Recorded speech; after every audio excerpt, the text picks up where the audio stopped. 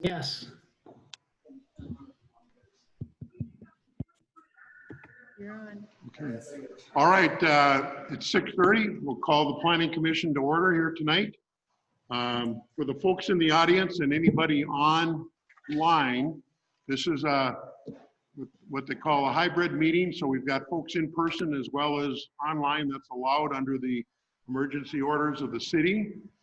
If you're online, you need to raise your hand if you want to speak to an issue as it comes up. Don, if you're on, Don and Marison, I know you're online up there in the left upper right hand corner. We need to, when we do votes, Don, we have to take a roll call vote. So you have to be prepared to say aye or nay, okay? Don? Okay, can you hear me now? I can hear you, thank you. Okay, All right, and if you're speaking to an issue tonight, after we will introduce the issue, we'll have Larry Remen, our planning director, give the summary of the issue. And then if you want to speak to that issue, I would ask that you come to the podium over here and identify yourself with your address so we know that for the record. Okay, and then a couple of other items before we get going. Everything we discussed tonight, whether it passes or doesn't pass, will come to the Community Development Committee of the Council, which I believe, Larry, is 11 o'clock on August 10th, correct? That is correct. Okay, so you'll certainly have a chance to address the issue again at the committee, and then that from the committee meeting, it goes to the council, which is later that day on August 10th at 5 o'clock. And the other item for Planning Commission members, Larry, we're on for August 27th is our next Planning Commission meeting. That is also correct. August 27th. Thank you. All right, the first item of business is approval of the minutes held on June 25th, 2020. Are there any additions or corrections to the minutes by anyone on the Planning Commission or anyone online or in the audience? Hearing none, I would entertain a motion for approval. I would make that motion. Motion by Nancy. Second. Second by Eric, thank you. Any further discussion? Again, we will need to do a roll call vote. Don Marison, how do you vote? aye. Eric? Aye. Chris? Aye. Nancy? Aye. Bruce Imholt, aye. All right, thank you. Okay, the first item on the agenda is, this is a public hearing, so we'll open the public hearing. Again, how we handle the public hearings is we want to get input from the public, we'll listen to folks, and then at some point, we'll close the public hearing, and then it'll just be open for Planning Commission members.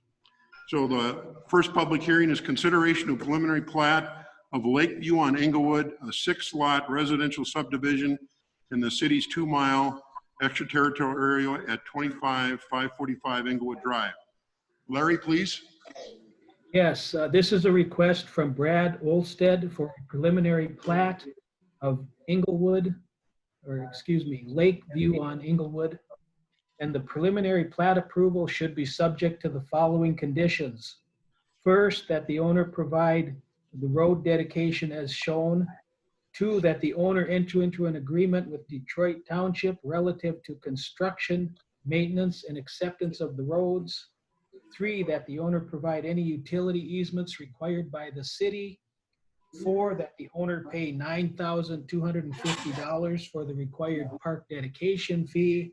And I've added a 5th item, and that is that the property be rezoned to residential. And that would be handled by Becker County.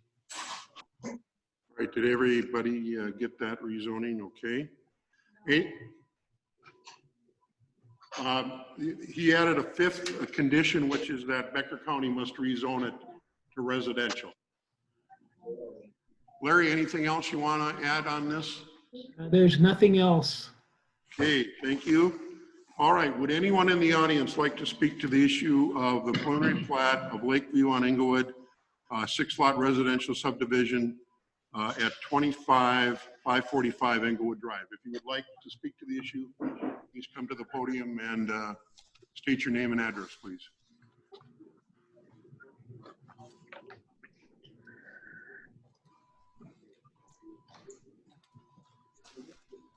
Good evening, this is Scott Walls with Meadowland Surveying here on behalf of Lakeview Rental LLC. The Olsteds, the owners, are also here. As Larry said, these are 6 lots. that meet the minimum standards for a residential lot in the shoreline district of Floyd Lake, have the minimum 40,000 square feet. One lot is around the existing house. The other 4 lots front on East Cozy Cove Road. The 6th lot is a lot that the rental will be keeping for themselves for now. They've had several parties express interest in potentially some sort of storage facility there, so they're going to explore that for that property for now. They have also had some neighbors express interest in just buying the full lots as well. So that's what's was the impetus for them starting this process. Other than that, everything meets all the rules. If you have any questions, I'd be happy to answer them. Does anybody on the planning commission have a question for Scott? Anyone in the audience have a question for Mr. Wolf? Mr. Jones, could you stand up and maybe, so we can hear you, come to the podium, please? Thank you. Chuck Jones, 25589 Inglewood Drive. Yeah, I was confused as to the proposed dedicated public road surrounding the west and north side of the property. Thank you. That is something I was going to talk to. There are no proposed roads being constructed per state statute anytime. They actually own the underlying fee ownership of the existing roads. So per state statute, they have to dedicate that area as public road on the final plat. So when the plat's prepared, those areas that are already existing public road that they own will be dedicated to the public for road, which also brought me to something I wanted to mention with Larry's, that since they are all existing roads, I don't know that there's a maintenance agreement that needs to be entered into with Detroit Township. That was one of the conditions that Larry had there. Larry, do you want to address that question? Yeah, I think if we just get a letter from the township saying that these are existing roads that they currently have built and maintained, that would be adequate. Larry, is Detroit Township aware of the? Yes, they have been sent a copy of this plat. Okay. All right. Chuck, did that answer your question? Okay, thank you. Anyone else in the audience have a question or a comment? Now's the time.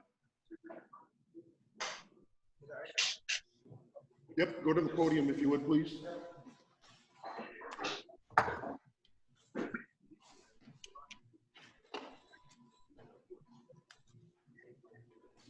Mostly because I'm new to the process. I'm Gary Buckline, my wife Vicki, 25641 Inglewood Drive, the corner there. And it's more, and I don't know when this information comes out, if there's anything if there is such thing as conditional or not, but it's more the curiosity of type of structure that's allowed on there. I mean, can it be campers? Can it be mobile homes? Is it a house? And then parking, of course, which I assume, given that East Cozy Cove is such a narrow road for two vehicles to meet, I'm assuming that isn't part of the, ongoing parking thing. I mean, I understand maybe someone will park out there from time to time. Is that a question for tonight? Sure is. Larry, would you maybe address the gentleman's question as well as the distinction between what the city and the county roles are here? Okay, the city's role is basically to deal with the subdivision. We have subdivision authority within 2 miles of the city limits. So we can require, or we get the opportunity to approve any plats or subdivisions within that 2-mile area. The county's role is to take care of all of the zoning issues. So in order for them to change the zone from ag to residential, they have to go through Becker County.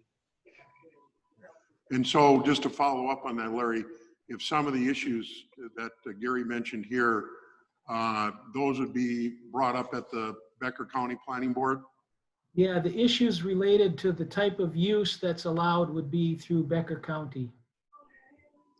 Did that answer your question? Yeah, that's fine. Thank you. Scott, go ahead. Expand on that. Yeah, Becker County would allow a camper. You can only have 1 living quarters on a parcel. So either it's a house or camper, but the Olsteds live on Inglewood Drive. They have a house there too. They're as interested as anybody to make sure that this doesn't end up looking like a garbage site or anything. So they are going to make some of their own covenants that restrict campers and things of that nature to be used as living structures on the property. They're in the process of still making those, but they want to have a consistent structural design and limit what's going on there. Like I said, they have a vested interest in this property as they own their lake home right across the road. Okay, thanks, Scott.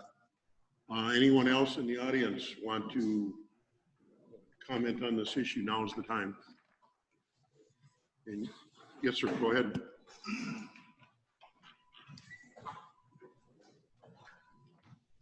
I'm Brad Olstead, and I'm the one that's proposing this. And I want to make a positive reinforcement to all of the neighbors that are here. This development and what we're trying to do is to accommodate requests that we've had from people on the shoreline and also not on the shoreline for purchasing some lots that we're trying to do here. If anybody knows me, pride of ownership is paramount, and our covenants and what we're going to allow on these lots are going to be nothing but the finest. We take pride in Inglewood. We take pride in our local neighbors, and we will not allow any type of riffraff or shady buildings or anything like that come into this. So we're going to be very, very astute as far as making sure that this Inglewood neighborhood stays the class neighborhood that it is, and you have my word on that. That's what I'd like to say. Thank you, Mr. Olstead. Maybe you just want to stay at the podium just in case Planning Commission members have any questions for you. And do you understand the 5 conditions that the preliminary plat that listed here? You Absolutely. okay? Great. Yeah. Thank you. Does anybody else have any questions for Mr. Olstead while he's at the podium? Okay, Don, do you have any questions? Nope, I'm good here. Okay, thank you. Thank you. All right. Again, last time before I close the public hearing, anyone else? Okay, hearing none, the public hearing on this item is closed. And Planning Commission members, any questions or comments that you'd like to have at this time? No question. None. Okay, in that case, I'd be looking for a motion. I'll make a motion to approve. Motion by Eric to approve, second by Chris. Okay, thank you. Without further discussion, I'll call the question. Don, how do you vote on this? I vote aye. Aye. Eric? Aye. Chris? Aye. Nancy? Aye. Bruce? Aye. All right, thank you. Thanks for coming, folks. And your next stop is Becker County, I assume. So, all right, item number B is a public hearing for the preliminary plat of Benny and Iola, I think I'm pronouncing that right, Peterson Park, a 2-lot residential subdivision at 1004 Villa Lane. Larry? Yes, Patricia Heisler has a lot on 1004 Villa Lane. She's proposing a 2-lot plat. The preliminary plat approval should be subject to the following conditions. First, that the owner provide any utility easements required by the city.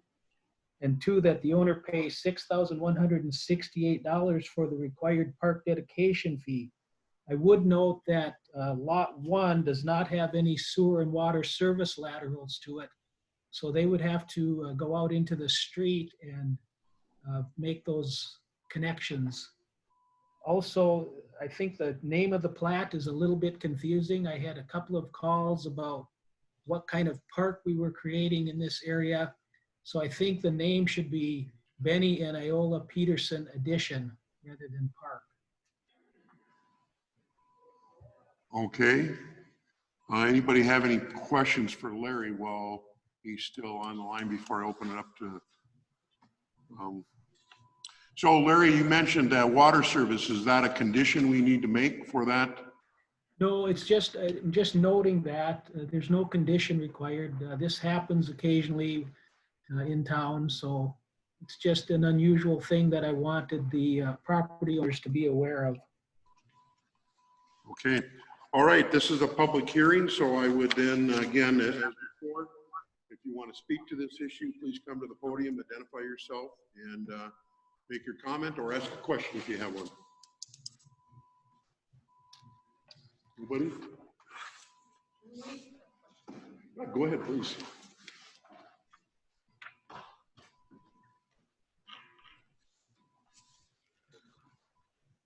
I'm Brooke Herzog, 1010 Villa Lane. So we're right next door, so we were just confused by the name too. So just for clarification, it is just splitting it into 2 lots, or is there a park going there? Or what exactly is happening? It is just being split into 2 lots. There is no park going in there. Okay. All right, thanks, Brooke.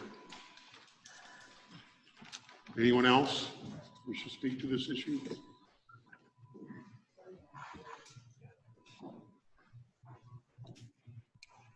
Scott, are you here for this issue? Okay, then I got a couple questions for you, please. Larry, and maybe I got Scott here. I'm going to throw this at both of you. So when I look at this, you know, the 2 pieces, the one that's closest to the, what I'd say, you know, the little triangle piece there, you got on here, the buildable amount is about 3,377 square feet. So my concern here a little bit is are we going to get into an issue down the line where all of a sudden somebody builds on this and now they're coming back because we need I mean, this is going to be a non-conforming lot that now somebody wants a variance and we have to say, well, since it's non-conforming, we got to grant you the variance because you got some type of hardship. And we know that now and we can address that now. I throw that to both of you. Okay. Yeah, the lot is conforming. It meets the total lot size requirements. It does have a buildable area, but certainly portions of that buildable area, when you get way out to the outer edges of the triangle, are not very useful. So it's going to take a lot or a house design that would fit that lot. And there's no requirement that we would have to grant a variance. Well, I understand there's no requirement that we have a grant the variance. However, how long have you been involved in city government and how many variances have we granted over the years? Just to remind you. I hesitate to put a number to that. It's been a significant number. My point on this is, I know we don't have to grant the variance. What I'm saying is we build these things because I've been around 30 years involved in city government and I've known that we've done some of these things and we've granted variances. So I'm kind of bringing that to the attention of the planning commission members anyway. Scott, anything you want to address on that? Yeah, I did look at that and I laid out to see what would fit on there because as Larry said, when you come to those corners, that's not really all that buildable. But you can lay out easily a 45-foot by 30-foot deep structure there parallel to the road. And then also, you know, again, with you just have to have some creative design. You could make basically an L-shaped structure very easily and end up with a decent sized structure there. This isn't certainly something you're going to put a 6,000 square foot house on, but there's been smaller lots made with smaller buildable area. I guess I'll leave it at that. But there is definitely enough room there to build a good, reasonable house there. Does anybody else have any questions? Comments? I have a question. So this was 1 lot that they want to divide into 2 lots. Correct. And the purpose is not to make it a neighborhood park. The purpose is to have development on it.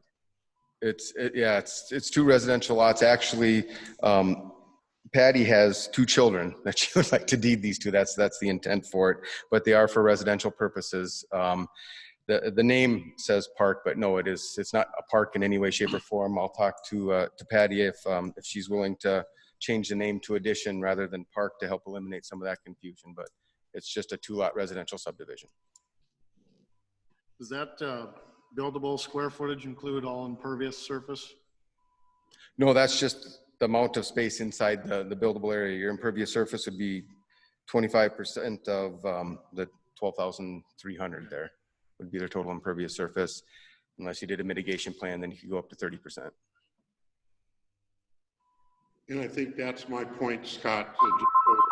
Patty's aware of, I mean, if this issue comes back and I hear somebody wanting a variance, mitigation of 30%. But if there's some rationale that now that we're on this, building this lot and it's not big enough, I mean, we know that up front. All of us know that up front. The planning commission, the owners, you. It seems to me that's the kind of stuff I have trouble handling when people come back and plead ignorance later. So I'm just making sure everybody's on record here. It's in the record, Jen. Please note that. Don, did you have any comments or questions? Okay, you're muted. No, there wasn't. I was concerned too about that corner lot, but hopefully we don't have to do a variance. Well, not hopefully, we're not doing, I'm saying while I'm here, we're not doing a variance because that's what I'm trying to point out now. If you need to do something different, then change the lot size. Don't come back later and complain about it. Sorry if I'm sounding a little hard on that, but that's only because it's 30 years of experience. Bruce, if I may, you're correct. If you're creating something new, you shouldn't create something that requires a variance. Again, this isn't going to be a 6,000 square foot house that goes on here, but it's certainly big enough to build a comfortable house on. Yep, and I understand that, and I'm just making sure I'm clear that everybody acknowledges that up front. All right, I'm looking for a motion on this. I got another question. Oh, go ahead, Nancy. Yeah, so this has always been a quote buildable lot as one lot, correct? Correct. And so there's no feedback, Larry, from any neighbors as far as objection to this? You haven't received any other letters or documentation? No, I have not received any other documentation on this. Thank you. All right, without further discussion, I'm closing the public hearing. Thank you, Scott. Without anybody else wishing to, okay. Plan Commission members, either comments or I need a motion. Yeah, I'll just make one comment. Just with this smaller buildable area on that lot too, it obviously, it devalues the lot. So I guess that's the risk that the developer's taking, right? So. Okay. Someone willing to make a motion? Yeah, I would move to accept. Motion by Nancy, second by? I'll second. By Chris, thank you. Any further discussion? Oh. Well, yeah, we'll close the public hearing, but go ahead. Is there a lake access? What about the lake access to the lot? Does one lot have it then? Or does the whole lot have lake access? Larry, did you hear that question? Is there lake access goes with this? There is no lake access that goes with these lots that I'm aware of. All right, thank you. Okay, we have a motion on the floor. Don, how do you vote? I vote yes. Eric? Aye. Chris? Aye. Nancy? Aye. Bruce? Aye. All right. Thank you, folks. Thanks for coming. That was a good question, by the way. I should have caught that myself. All right, we're on to item 3, or C, I guess you call it. This is a consideration of a variance to allow a 6-foot high fence in the front yard at 1158 South Shore Drive. Larry? Yes, this is a request from Mary Person at 1158 South Shore Drive. She would like a 6-foot high fence for privacy. This front yard that we're talking about is the front yard that is towards the road side of the property. Technically, lake lots have 2 front yards. We do have a defined backyard for lake lots. That is an area that's 10 feet in from their side property lines and 30 feet back from their property line next to the road. And in that area, they can put in garages, sheds, and 6-foot high fences. In this case, the owner would like to put a fence on their property very close to their front property line and also along their side lot lines. So in order for them to do that, they would need to get a variance. My recommendation on this is that the property is about 132 feet from the property line to the house. So if we set them back 30 feet from their front property line, I think they could have a very nice fenced-in area in that yard without having to block anybody's streets if they're pulling out onto South Shore Drive. The applicant has asked the Planning Commission to consider the following findings with regard to this request. First, the variance is in harmony with the purpose and intent of the ordinance, as most properties have a fence defining property lines for privacy. Number 2, the variance is consistent with the comprehensive plan, as a fence is in common use in a residential district. This will define the property and provide a beautiful backdrop for trees and landscaping. Number 3, the proposal will put the property to use in a reasonable manner as it will allow a privacy fence on the street side of the lot and it raises property values. And 4, there are circumstances unique to the property. Since a lake lot technically has 2 front yards, there is no rear yard for a fence.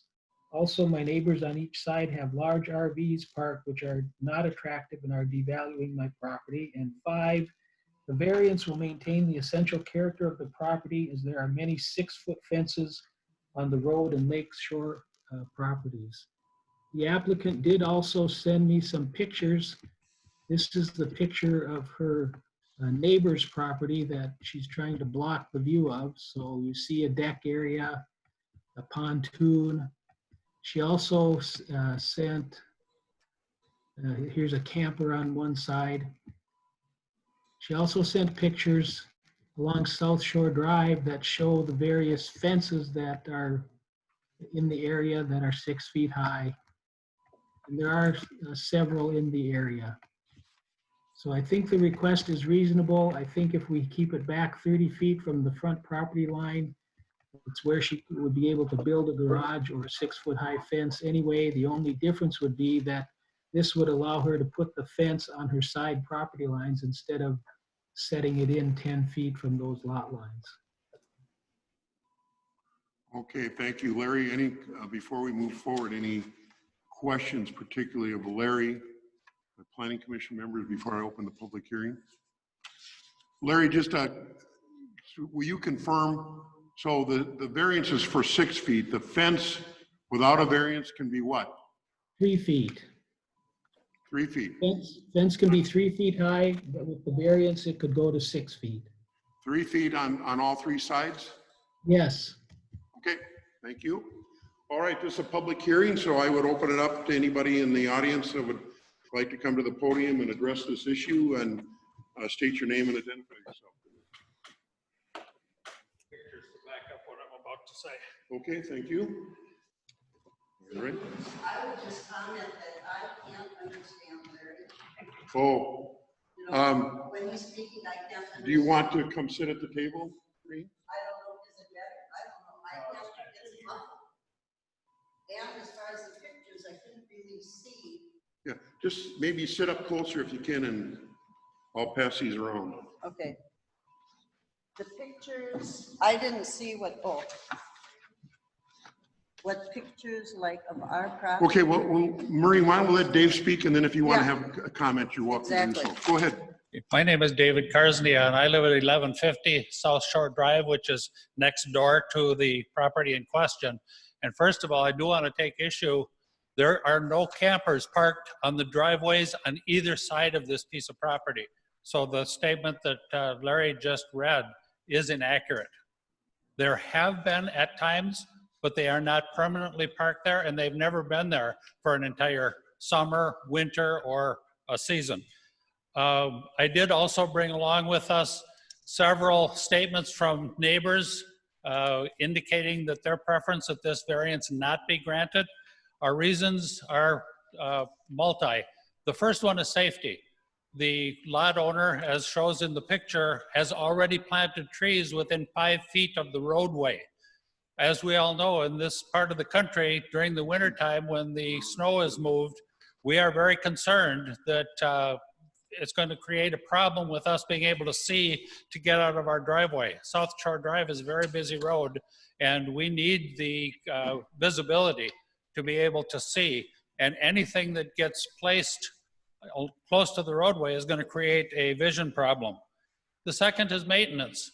The property owner already has several sections of fence, and as you can see, there are pieces missing from the fence that already exists, and there has been no effort made to repair or bring these fences back into looking nice. And in our opinion, it just creates an eyesore that we moved to the lake to have a nice area, and we feel that people should have to maintain the property they have. The other thing deals with lawn care. The fences that are already there are built right on the property line, and they're built in such a way that they cannot maintain underneath. The grass has not been mowed, and our concern gets to be, again, that it is creating an area that we would like to see kept a lot nicer. All right, thank you, Mr. Curzia. Maureen, would you like to also speak? And just identify yourself for the record, please. I'm Maureen Karsania. Again, we live at 1150 South Shore Drive, right next to Mary. I went out specifically today. Dave did bring up the snow removal. I went out today in my car. Bruce, being on South Shore Drive, you're really familiar with how much snow 5 or 6 of us houses get in the middle of winter. You know that, yeah, okay. And then by the time the snowplow comes, it's even higher. So in order to pull out onto South Shore Drive, we do have a slight incline to the road. We really have to back up and see around these snowbanks if traffic is coming. Because you can't sneak out into the road because the snowbanks go right up to the lane on our side. So I went out today and measured because I know where I have to stop in order to look down South Shore Drive before I get up to the road. And I have to stop at about 31 feet back from South Shore Drive to see if cars are coming because of the high snowbanks. Okay, as my husband said, Mary has not maintained the fence. She built it on the property line, which I guess, according to fencing, isn't legal. She hasn't maintained underneath. She's got dead sod hanging over. She's made like an incline on the ground for what we don't know. The branches of the trees come over already up to 5 and 6 feet over onto our property. She hasn't trimmed them. It's getting to the point now where if I mow my lawn, I've had to trim a couple and they hit me. Hit me in the face and the body because she has not trimmed her limbs. Some of the limbs of the trees are already over our driveway. So to give a variance to somebody like this who is not maintaining her property, I would say deny it, please. Okay, thank you. All right, anyone else in the audience wish to speak to this issue?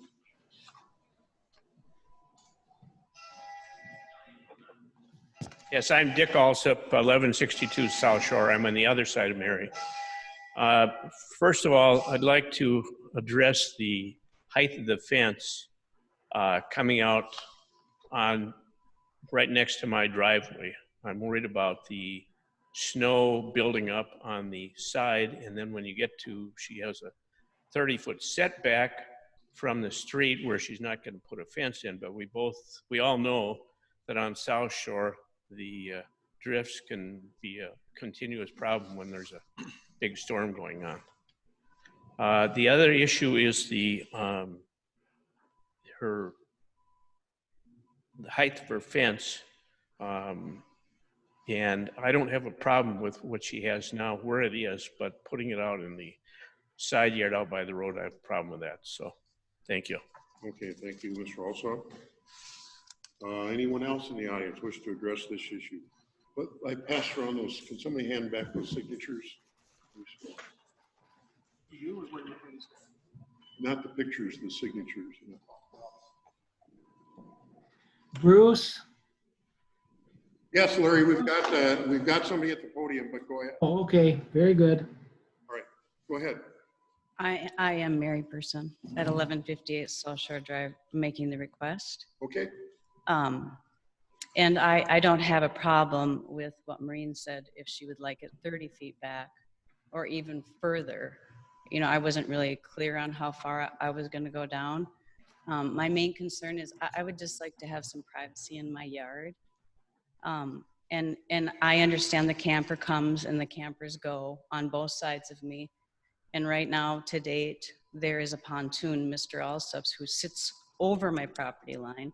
Last year, the Karsnia's camper was over my property line, and I spent the whole summer trying to deal with Priscilla to get that moved.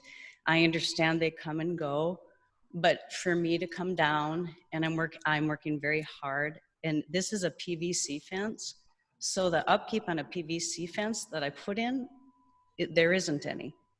And I don't understand that. As far as the trees hanging over in my property, their trees hanging over there, tall oaks. And if they would like to start cutting trees, I would definitely be in step with cutting the trees and helping maintain it. But I just assumed they didn't care because theirs are hanging over mine as well. And I can cut any tree. I do it myself, and I hire out lawn care. I just would like privacy. I would like some screening, and so I am able to enjoy the property. And it's my understanding that these variances, there's something that are commonly granted in this area, and that's why I sent the pictures of fences, that there's 6 feet fences everywhere, and there's some that are even 10 to 12 feet from the road. And I think I sent those pictures to you too. I'm not looking to do that, but I do want to go down a little bit. So when the campers do come and go, and the boats do come and go, and the boat sits there, he repairs it. This is not something that comes and then he puts in the lake. This is something that sits there while he works on it. Last year it was all summer until he leaves to go to Arizona in the winter. I'm very privy to the snow removal situation because I did plant trees, and I called Scott to be sure it was okay.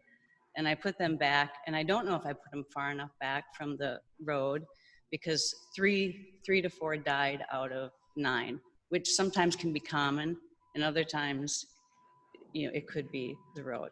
So just to kind of give the other side of the story on that, I do think it's a reasonable request to be able to have privacy in my yard, and I understand that it's the roadside, but also on the roadside is the road. So, and it's a busy road. So I have a small child that will be coming down to my lake, and this is an interesting lot because my lot, I would be watching 3 driveways for that child if I do not have a fence or a dog or anything that I could have down with guests. Their driveways, and Mr. Alsop's driveway, is over the property line. He's on my property. And I had Scott at Meadowland do the survey last year. I've spent a lot of money to have the survey done so that I would do the right thing by my neighbors. And he's over the property line. As far as Karsnia's, their driveway is on the property line. So my point is if I put a fence there, and Steve has recommended that from the city, that I would put the fence where the back of the fence would be on the line, that's what they like, so I don't have to go over and water or do anything on their property, because they've made it very clear they don't want me on their property, and that's okay. I'd like to respect that. But when my child walks out the door, there's a driveway right here, and there's a little bit of yard, and there's my driveway, and then there's another driveway. So I've got 3 driveways to watch with people that are coming and going, as they should all the time, with family, and this one son is here that comes and goes, and with campers and boats and dogs, and I would just like to have privacy somewhat down the road, and I don't want to go that far. I think I have 150 feet to go, and I would maybe like to go 100 feet on either side, just so that I can have some privacy, enjoy the yard. It is my property, and I would like to be down there without having what I have on the sides. I just would like to go down, and I would like to see a fence that makes my yard what I have done, and I've planted 40 trees to make my yard look better and try to do the property. I've done 250 rolls of sod. So I have tried to make it nice, and I am somebody who would like to keep it up. But it's very hard for me to go down, and then I see a campsite here, an old boat here he's restoring, and it just gets discouraging. And so I tried not to do this. That's why I tried to do the 40 trees. But now I'm to the point where I think a fence would be the nicest thing. I think fences make good neighbors. I'd like to enjoy my yard. And I don't think that it's a commonly granted variance in this area. Thank you. Do you have a question? Anybody have any questions for Ms. Person? Yeah, I've got a question. I'm confused about the fence because Mr. Karsnia provided a picture of a fence already, and you're asking to have a new fence, so I'm not sure where that fence is that The fence I'm asking for, it goes beyond my home towards the busy road. So where was the fence? The fence David, I the have picture that right you- now runs along my house, which is code. Okay. So this is, when it extends past your house, then I would like to run a fence down like other homes do. Also, there is next to Carsney's, and Carsney's have 2 driveways. So, and one of their driveways is, you know, I can't even step on my I can't water my lawn because they get very upset if I get water on their driveway. To the point of where they've called the police, where Mrs. Carsney, if I got water on her driveway. And I'd like to just stand, I don't want to stand in water. I'd like to use a sprinkler, and then the fence would catch it so that I wouldn't harm their property and they would not be upset with me for getting water. So this is an extension of the fence that you already have? Yes, it is. Okay, that Yeah, was it my is an extension, clarification. yes. I understand, thank you. Yes. Well, Ms. Person, I have a question for you because I've been by your place and I'm going to have a comment later, but this is a question. So you actually have a lot of plantings and trees. I mean, the part toward the road looks good. And, you know, what I try to encourage is, and I do this consistently, Mr. Remen knows this because we're at odds at this. When you say fences are good, I say fences are bad. If you want screening, like I want screening, my wife and I have planted 50 trees on our lot because I want screening between my neighbors and myself. Trees die, you replant them. Yes. Larry, I'm coming up to a point because at some point I'm going to refer to your sons who want trees and you don't, and that's always bugged me, but that's a whole nother issue. Anyway, my point is you can provide great screening by planting more trees instead of a fence. You can put arborvitaes, which grow nice and tall and full. You can plant spruce. You can plant lots of different kind of bushes. There's these cherry trees you plant that we planted 3 years ago that are already this high and bushy. So my point to you is, why not think about vegetation rather than a fence? Thank you for asking. I've done that for 6 years as I've owned the property. That's why I said I planted 40 trees, because ultimately, that's what I wanted. But there's so many oak trees, and if you look at that lot, there's so much shade there, except for out by the road. My sides are so much shade, and when the camper stays for 2.5 months, then is when I was going to start planting more trees behind the trees I have, but Mr. Carsney got very upset with me and didn't want me to plant any more trees, so I stopped. And on the other side, it's so shady that I just planted, last year I planted pergolas. Pergolas are shade. They'll live in shade on Mr. Alsop's side, so that I could try to achieve that goal. But it's almost impossible to do, and I would like to be there like tomorrow, not in 10 years. I would like to have it today. And I've spent a lot of money. I've gone out to fields and had John Hanson, I think Hanson is his name. He's spade in the biggest spade in Minnesota around here. I bought 14 trees from him. And then they died because, you know, they're big, and sometimes big isn't better. But I have done that. I've planted that whole row of evergreens to try to avoid the camper, and pagodas. I've worked really hard at doing that. Now I'm to the point where I just would like to be there. And I think a privacy fence, just not all the way to the road, but just down a little ways would be reasonable. It's a reasonable request. And then when his boat is over the property line, there's no problem, because the fence is there. And he can work on his boat, and I don't have to see it. And as far as the winter, I've thought of that, but I'm having Dakota Fence come in and do the fence, and they're the best professionals you can hire. So I agree with you on vegetation, totally agree with you. I think dandelions are better than cancer. I'd rather have dandelions than cancer, but they don't agree with me on that. So if I had a fence, then I could have the prairie gardens and the things that I want by the road without my neighbors calling and saying, she hasn't mowed her lawn, get down here. Because I would like to have that type of vegetation. If you go down South Shore Drive, you see it everywhere. I mean, there's even a woman she's an environmentalist, who has a sign that says, please don't spray or mow my weeds. That's what I would like to do. Anybody else have any further questions from this person? Don, do you have any questions? No, not at this time. Okay, so thank you. I'm going to close the public hearing unless there's anybody else that wants to have a final comment. Now is the time to do that. Well, Maureen, please come to the podium then if you have another comment.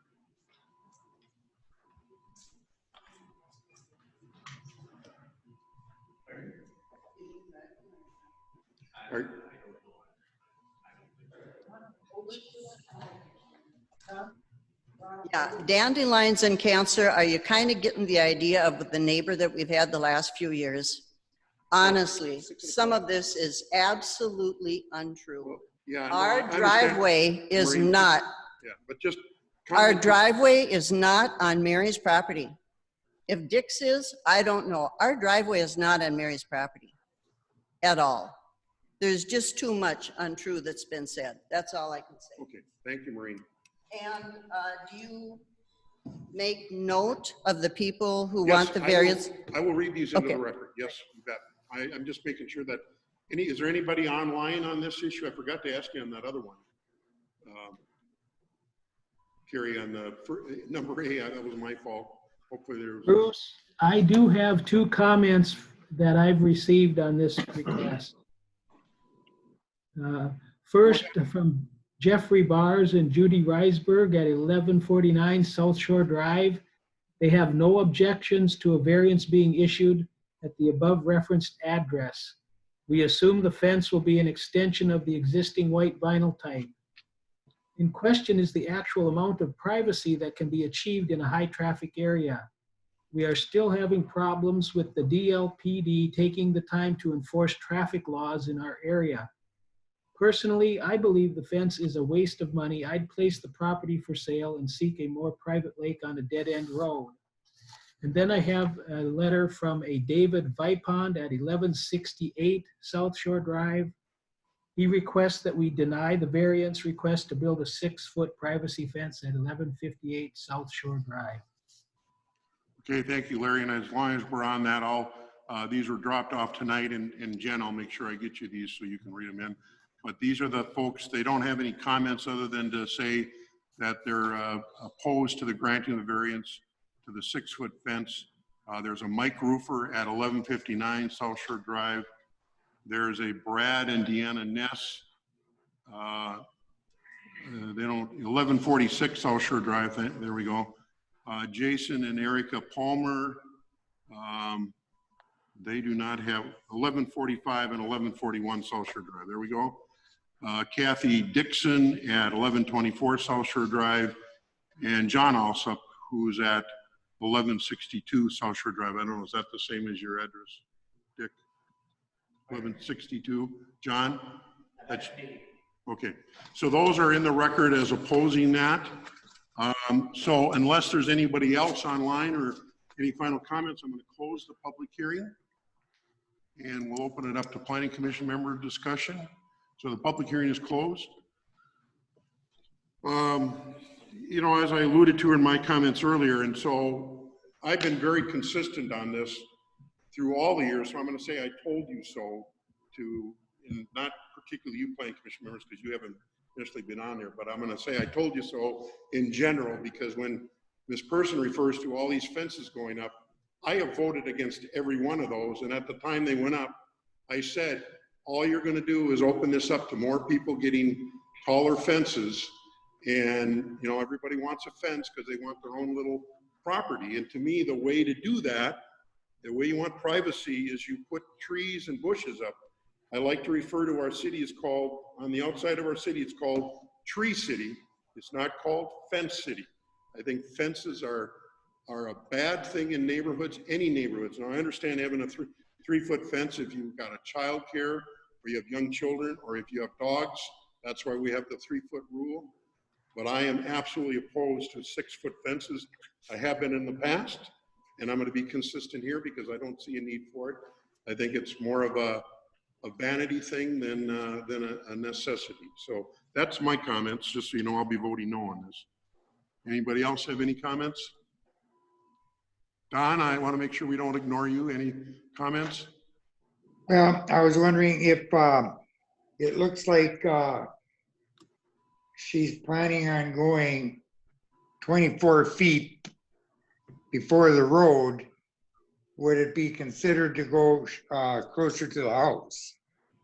Say give about 35 feet or 40 feet from the road. My recommendation is that her fence be set back 30 feet from her property line, which would make it more than 30 feet from the curb. Okay. Okay, thanks, Don. That's Anything all. else? Okay, anybody else have any questions or comments?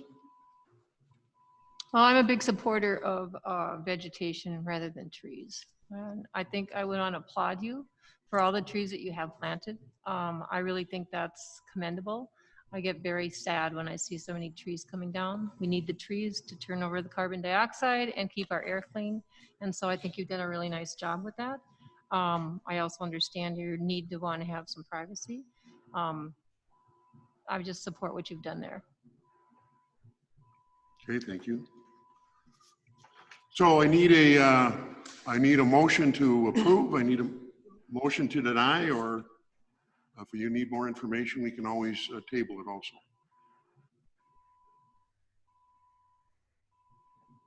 Go ahead, Kelsey. Larry, I got a question for you. As we talked about, these riparian lots are somewhat confusing because we have a defined rear yard on a riparian lot that extends basically from the front of the house up to a 30-foot setback from the right-of-way, correct? Correct. And in a rear yard, you can have a 6-foot fence. So I guess my question is, if she stayed 30 feet back from the right-of-way, would she still need the variance? If she stays 30 feet back from the right-of-way, she could put a 6-foot high fence up, but she would have to stop 10 feet from her side lot lines, and then she could run it back to the house 10 feet in. So the variance in this case would allow her to have that fence out at the property lines instead of inset 10 feet. But she could have a fence and a 6-foot high fence. Okay, So I think in this case, it would be nice to grant the variance so that she can maximize the amount of fenced-in area in her yard. And really all we're allowing her to do is put the fence out at the property line where most people put their fences. But we could have a condition that she be set back 30 feet from the front yard so that we aren't creating any visual barriers. Okay, so again, I need a motion, approval, denial, or table. I'll make a motion to allow the variance with a 35-foot setback. That way it allows cars to use 5 extra feet to see the road and snow removal. So the motion is to approve the variance with a 35-foot Correct. setback. Okay, is there a second to that? I'll second that. Second by Nancy. All right, further discussion. Larry, did you understand the motion? I did. And that is acceptable? It's a little bit unusual since she's allowed to put a 6-foot high fence with a 30-foot setback. So it seems a little bit unusual, and that would be back further than that because that doesn't include the road right of way. So she's going to be back probably close to 40 feet with her fence from the curb. So. Okay, but if the applicant doesn't like the motion, they can do what they're allowed to do or come back later, correct? Correct, yes. Okay, just making sure everybody understands the motion. All right, any further discussion, any further comments? If not, I'll call the question. Don, how do you vote? Aye. Eric? Aye. Chris? Aye. Nancy? Aye. Bruce? No. All right, thank you folks for coming. All right, and this, by the way, this item will be addressed on August 10th. If you want to come to the meeting, then you're welcome to do so. August 10th at 11 o'clock. And that'll be here, right? Kelsey, are we here? Yes. Okay. All right, we're on to item D. Consideration of variance to allow a 10-foot rear yard setback instead of a 30-foot rear yard setback to expand existing garage approximately 13.5 feet southerly and adding, well, there's a lot of stuff in here, 17-foot wide garage stall, side of an existing garage at 1235 Shorewood Drive. Larry? Okay, this is an unusual request because we're dealing with a rather unusual lot. It's at the corner of Shorewood Drive and Bay Ridge Drive. And if you take Bay Ridge as the front yard, then the rear yard is opposite of that, and they would need to have a 30-foot setback. And then on Shorewood Drive, they would be allowed to have a 20-foot setback and then 10 foot on the opposite side of that. If you flip that around and make Shorewood Drive their front yard, they would be required to have a 30-foot setback instead of the 20-foot setback, and then they would need a 30-foot setback on the opposite side of that, but then they would be allowed the 10-foot side yard that they're proposing in this request. So I'm trying to set that up to show that both of the things that they're looking at, they would be allowed depending on which way you orient the house. The other thing is that given this situation, if they go to the 10-foot yard, it would be like a side yard to the neighbor then that would build to the east of them. And they do have a 30-foot setback behind the house to the north, so they wouldn't be impacting any of those properties. And so realistically, they wouldn't have a severe impact on the neighborhood. In fact, it would look quite natural and normal. So that's just kind of a setup. But what they're asking for is they are saying that Bay Ridge Drive is their front yard. They're asking for a 10-foot rear yard setback on the east side of their property to do this garage and house addition to their home. The following findings should be considered in this request. First, the variance is in harmony with the purpose and intent of the ordinance because if not for a corner lot, this lot line requires a 10-foot setback. The requested 10-foot setback would match the 10-foot setback on the northerly side lot line. Number two, the variance is consistent with the comprehensive plan as it will allow a 10-foot rear yard setback. Also, the project will enhance the character of the Detroit Lakes single-family neighborhood by promoting private investment and improved neighborhood aesthetics. Again, the lot line would look like a side yard lot line to the adjacent neighbor to the east. Number three, the proposal will put the property to use in a reasonable manner as the proposal is for an addition for living space and a garage, which are reasonable uses of the property.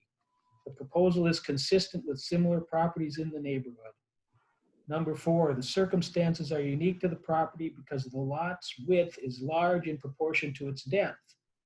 However, a practical difficulty exists due to the original building's position crowding the easterly lot line.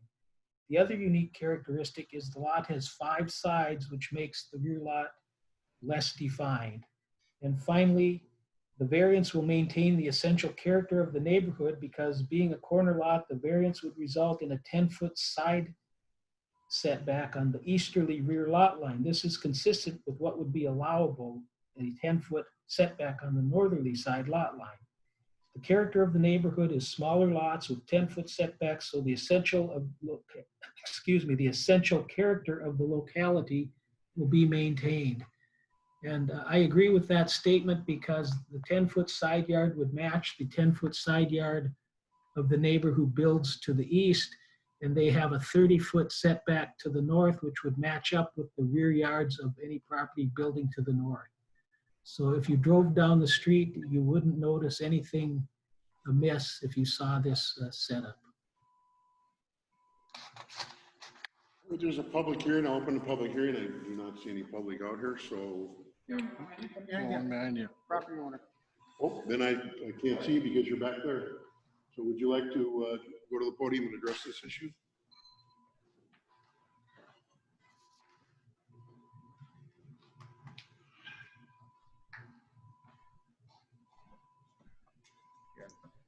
Honestly, I don't have much to add. Could you identify yourself and Yep. your address, please? Yep, I'm the owner at 1235 Shorewood Drive, Jim Schultz. Jim Schultz. Okay, thank you. Yeah, so other than, originally when we bought the house, and this is kind of one of those expanding projects you have in your head, it's like we'd like to add a mudroom. If you came into our house, you would see the entrance is small, and it takes, especially with kids now, trying to get through is difficult. So we're thinking, I had it in my head, well, a mudroom would be nice. Something that's wider than 3 feet to get 4 people past as somebody's taking off their shoes. So we're going to a building designer, house designer, and the first thing they asked was, well, what are the setbacks? And honestly, I wasn't thinking about that when I bought the house. Didn't think it was going to be an issue. So, you know, I think the addition that we're talking about, if you look at the coincidentally talking about fences, we built a fence. I like the aesthetics. I'm concerned about aesthetics. It's going to add value. I don't want to just build space. I want to have it look nice. This is our retirement house. This is where we don't plan on moving. So I guess that's all I have to add beyond what Larry said. Well, I have a question for you. Are you controlling the screen here, or Larry is? Larry is. Larry, can you go to the color picture that shows the house? Sure. You just had it up there a minute ago. Yep. So my concern, Mr. Schultz, I understand you got a big lot as far as expanding the house. That's not an issue, but I have been by your place. Yep. And right now, you know, your driveway dips down. It's not very far off Shorewood Drive. In my opinion, maybe not yours, but I'm just saying, when I've gone by there, I can see you coming on. I don't know how far you're bringing that garage out, but I see the possibility you're going to end up parking on the right of way there because, and then I'm just concerned about visibility issues for you and for the public. Again, if depending on which side would be considered the front, you know, the 20-foot setback is what we'd be looking at. So there'd be 20 feet from the right of way to the front of the garage. Right to the front of the garage, but then what about your driveway? What's that? Right, but then what about your driveway? Right, so then there's going to be an additional probably 10 or 15 feet. So you'd be about, you know, 30 to 35 feet. I don't know the exact dimension to the actual edge of Shorewood Drive, or yeah, Shorewood Drive. Yeah, well, I can't stop and get out and walk your property like we used to because our city attorney doesn't want that. But having been by that property, I guess I'd want to measure that because I mean, so what I'm asking you is there is any way you can take that, you know, and slide that to the west instead of, you know, the shaded area you have where you're adding on the garage. Can you slide that to the west and not come out towards the road? Yeah, again, you could do anything. I mean, we could tear down the house and start over. That's hyperbole, of course. Where the main entrance is, you know, internally, that would have to change. So now we're adding another kind of an entrance where there's a window now in order to, again, create an entryway where we come in from the garage. Okay, so my point is, and we can sit and argue about this all night. I know we're not going to come to an agreement, but if you look where the orange line is, okay, your cars are in front of the orange line towards your garage, correct? Correct. Okay, so I don't know how you're coming out another 3 feet on the garage or 4 feet or towards the road? Yeah, again, it'd be the distance of the space that we'd lose inside the garage. The vision, I guess, of the plan is basically to add a mudroom. So the distance. Larry, keep that picture up there, please. Okay. What I'm saying is, once you come out towards the road, if I look at where those cars are and you're bringing your garage out and you're telling me you're not going to be parking on the right of way, and I'm saying you probably will be. And it isn't an issue here of you being able to expand your house. You got plenty of property to do that. My issue is, as a city official, I think we need to be aware of public safety. And I'm just saying, when you pull that garage to the road and your cars come to the road, that's going to be a public safety issue for you, and it's going to be a public safety for people that are driving and walking and biking on that, because you're going to have the ability that there's going to be, the cars are going to be out there, you just can't see as good. Yeah. That's my point. So yeah. I'm all for you expanding. I'm just asking you, instead of coming towards Shorewood Drive, can you shift your expansion to the west a little bit, is all I'm suggesting. Again, to try and, again, part of the idea is, whatever space is taken up in the garage. Right now, it's not a huge garage.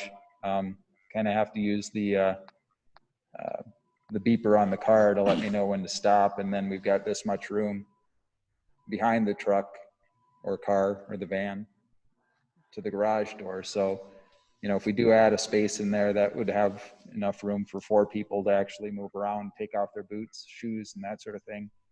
That's essentially the equivalent distance that we'd be pulling the garage out that way. So that's,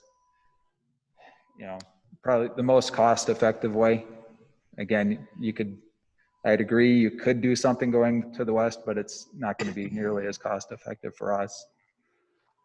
It's, So with proposed how far you're going to bring the garage towards the road, Larry, is he going to be in the Need to look at the site plan, hold on. appropriate distance from the road or from the right of way? What's the distance that he can have? I mean, I'm assuming the orange line is the right of way. He would, his garage would be set back at least 20 feet from the property line, which is enough room to park a car between the garage and the property line.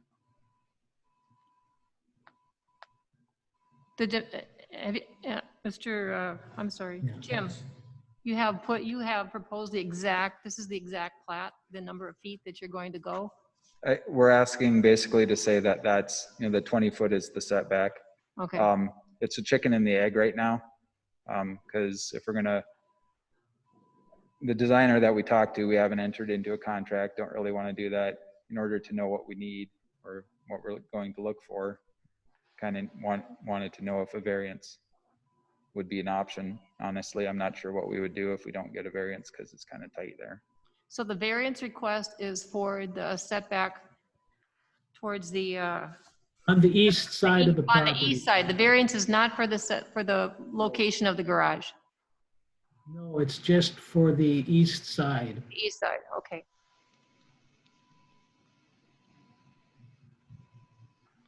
Okay, any other questions or comments? Jim, I got a question. How do you foresee putting concrete? I'm assuming that's garage on the east side of your existing garage, correct? You're expanding your garage to the east, towards that east line? Correct. So I'm assuming you're going to expand your driveway parking pad. So technically you may have an area to turn around in there so you're not backing out into Shorewood Drive. Is that a possibility? Yeah, it's a possibility. That being said, even the way it is right now, we back up every day. It's pretty rare that I actually do a 180 in the driveway to pull out forward. I've done that to turn around every once in a while just for other purposes, but that's pretty rare. We're pretty much at the top of the hill there. So the sight lines certainly to the west are not an issue. And to the east, sight lines are not an issue when we pull out of our driveway. The only potential time it's an issue is if somebody's doing 50 miles an hour. If they're doing 30, I've got days and days to pull out. But I would assume you're going to expand your driveway in that direction. Yeah. So you're not driving across dirt.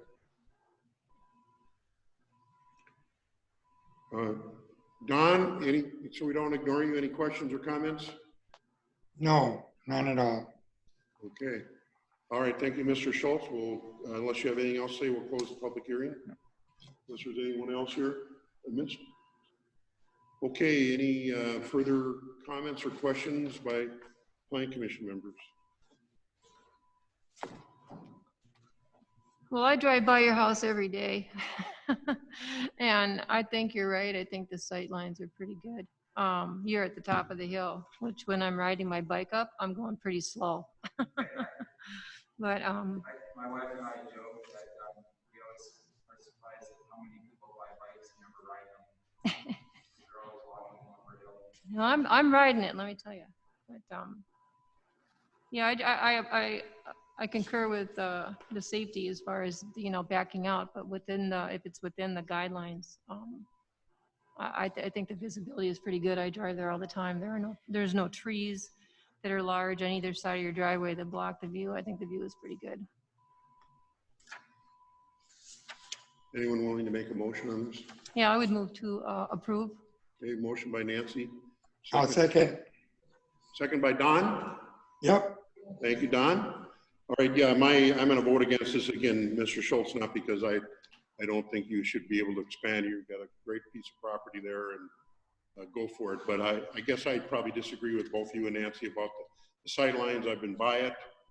I've been through this in numerous cases as a public. I'm speaking as a public official, not as a homeowner. If I was a homeowner, I'd be doing what you're doing because you want to. But I'm speaking as a public official, which I take my responsibility pretty strong there, and I believe that this is going to create a sightline problem at some point down the line, and the city will have to deal with that. And I get to come back at some point and say, I told you so again, although nobody ever listens to that anyway, so it doesn't matter.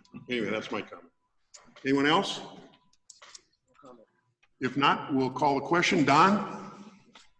Aye. Eric? Aye. Chris? Aye. Nancy? Aye. Bruce? No. Thank you. Thanks for coming. Your next stop is, if you want to, you can check with Larry, but otherwise it'll be up for discussion at 11 a.m. August 10th. Yep. And the council meeting is August 10th. Yep. Item E is consideration of a non-conforming use permit to increase the height of a garage with a 2-foot 5-inch setback by additional 2 feet in a residential district at 1415 North Shore Drive. Larry? This is a request from Kevin Cochran. He wants to fix his garage, but it's currently 2 feet 5 inches from the side yard. So he would like to put in a new floor and raise the sidewalls by 2 feet and put the garage back in place on top of that new foundation. So this would raise his existing non-conforming use by 2 feet. So he's expanding a non-conforming use from, it's a total height from ground to peak goes from 17 feet to 19 feet. And staff is recommending approval of this request. Excuse me. Okay. Larry, I noticed there's construction going on there. They haven't done anything with the garage though, correct? That is correct. Arden, I didn't catch that. No, he's not doing anything with the garage there at this time. Yeah. So it's just putting it back on the same foundation but higher. Yes. Okay. Anybody else have any? Oh, sorry, public hearing. Anyone here to speak to the issue? No, close the public hearing. Thank you. All right, any questions? Anybody has or comments? Larry, did he try to move this garage last year? Yeah, this is the same one that he wanted it on. He had a different proposal last year to put in a new garage with a setback variance. And this was a garage that he was going to attach to the house. But he changed his plans and now he's gone back to this, to just preserving what he has there now. Okay, good question. Anybody else? Looking for a motion? I'll make a motion to approve. Motion by Eric, second by? I'll second. By Chris, thank you. Any further discussion? If not, we'll call the question. Don? Aye. Eric? Aye. Chris? Aye. Nancy? Aye. Bruce? Aye. All right. Larry, that takes us through the public hearings. Anything under business in terms of the conditional use report that you want to point out? Yes, I do have a couple of items that I wanted to talk about. One is that the council has forwarded a request to the Planning Commission to review the zoning of 609 Terry Street, where we had a request for multifamily zoning that was voted down. And they would like us to look at rezoning that property to a low-density residential subdivision, either R1 or R2. I am recommending R2 zoning for that because if you go to R1 zoning with the 50-foot rear yard setback, you end up with only about 1,500 square feet of buildable area on a lot, where with the R2 zoning, you would have 2,500 square feet, so you can build a reasonably sized home and garage in that area. But that's something we'll talk about at the public hearing. They've also asked us to give some consideration to amending the comprehensive plan to eliminate that area from the high-density residential. I do have another high-density residential area that I would like to talk about removing, and then I've got some other high-density residential areas that we may want to consider adding to the comprehensive plan. So we'll deal with that at our August meeting. Also, there's some discussion about. Sure, Larry, just one question for you. Yep. As far as the R1, just to clarify for planning commission members, there is only one R1 district in the whole city, correct? Yes, that is the Broadway area. Yeah. So, and I know we're not discussing this now, but just in terms of density, you can build more than single-family homes on an R2, correct? R2 can be single-family or twin homes, whereas the R1 district can only be single-family homes. Or you can do more in an R2 with a conditional use permit? That is true in both of those districts. Okay. And they both have the same minimum lot size. Okay. So just maybe, just wanted to point that out as we discuss that for next month. Okay, I'm sorry, you had something else you wanted to bring up. Well, we talked about annexation in the Legion Road area, and there was some possibility that if someone to the west wanted annexation, that we would have some other areas that would be 100% surrounded, but those people are not interested in petitioning the city for annexation. So we're probably going to start annexation of a couple of areas. We're going to do them one at a time in that Legion Road area. Okay, thank you. How about on the conditional use report? Was there anything, variance of conditional use, was there anything you wanted to point out on those? Not at this time. We'll deal with that when we have the public hearing. Public hearing. I don't know what that meant, but that's okay. All right, thanks, Larry. Don, anything you want to bring to the attention of the Planning Commission tonight? No, not except that it worked out for me this way. Well, I'm glad we had you because you made our quorum. Otherwise, we would have been not able to handle all this stuff tonight. So thanks for being on. I'm pretty technical here. Kelsey, anything you want to bring up to Planning Commission? No. Thanks for hanging in there with us. Eric? Nope. Chris? Nope. Nancy? I'm good. Jen, anything you want to add? I'll give you these sheets. Yeah, we appreciate that you guys are here because it's not good when you have people here and there's no quorum and you can't do business.